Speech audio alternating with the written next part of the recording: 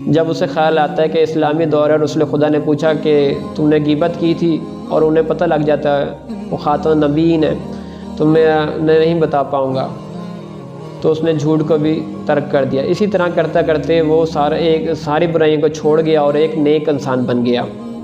جب رسول خدا صلی اللہ علیہ وآلہ وسلم کے پاس آیا اور کہتا ہے کہ رسول خدا، جو آپ نے کہا تھا میں نے جھوٹ کو چھوڑ دیا، جھوٹ کو چھوڑنے کی برکت سے میرے سارے گناہ جو ہے معاف ہو گئے اور میں آج ایک نیک اور ایک متقی انسان بن گیا۔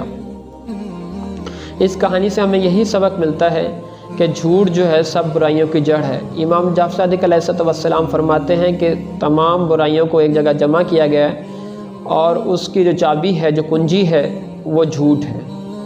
جیسے انسان جھوٹ بولتا ہے، اس کو ایک اور جھوٹ بولنا پڑتا ہے، اس جھوٹ کے لیے پھر اسے ایک اور جھوٹ بولنا پڑتا ہے، کیونکہ اسے ہزاروں جھوٹ بولنے پڑتے ہیں۔ جھوٹ جو ہے وہ گناہوں کی ایک جڑ ہے۔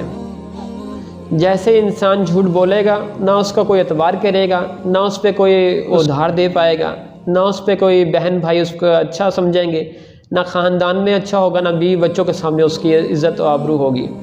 رسول خدا نے بھی منع فرمایا، اللہ نے بھی اس پہ لعنت کی ہے، کیونکہ قرآن کا یہ ارشاد ہوتا ہے کہ جھوٹوں پہ لعنت ہے۔ بہت سی لعنتیں ہیں، لیکن جھوٹوں پہ سب سے بہترین لعنت اللہ نے کی ہے۔ منافقوں سے، کافروں سے زیادہ اللہ نے لعنت کی ہے جھوٹوں کے اوپر۔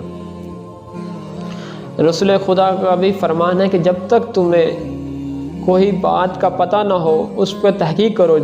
ہو سکتا ہے وہ جھوٹ بول رہا ہو، تمہارے بات کو جو ہے بھڑکانے، تم آپس میں لڑائی کرانا چاہتا ہو سکتا ہے وہ جھوٹ بول رہا ہو۔ پہلے باتوں کو دونوں کی چیک کرو، دونوں کی، پھر جو ہے وہ دیکھو، ہو سکتا ہے وہ جھوٹ نہ ہو، اس پہ جھوٹ پہ مبنی بات نہ ہو۔ کوئی بھی آپ کے پاس خبر آئے، سچی ہے یا جھوٹی، اس کی تصدیق کرنا ضروری ہوتا ہے۔ جیسے فرعون کہا کرتا تھا کہ میں بہت بڑا رب ہوں، میرے سے بڑا کوئی رب نہیں، لیکن وہ جھوٹ بولتا تھا، حقیقت میں وہ رب نہیں تھا۔ جب وہ اپنے تنہائی کے اندر ایک جگہ جایا کرتا تھا تو کہا کہتا تھا کہ اے خدا مجھے معاف کر دے، اے خدا مجھے معاف کر دے، میں گناہ گار بنتا ہوں، لیکن میں لوگوں کے سامنے کہتا ہوں کہ میں خدا ہوں، حقیقت میں خدا نہیں ہوں۔ اور وہ جھوٹ بولتا تھا، حقیقت اس کے سامنے آ گئی۔ جب وہ غرق ہونے لگا تو اس نے کہا، اے موسیٰ اپنے خدا سے کہہ کہ مجھے بچا لے، لیکن خدا نے کہا، اے فرعون اگر فرعون مجھ سے خود کہتا تو میں اسے معاف کر دیتا۔ یہ اس کا جھوٹ ہی تھا جو سامنے آیا، اور ہمیں اس سے جھوٹ سے بچنے کی توفیق عطا فرمائے۔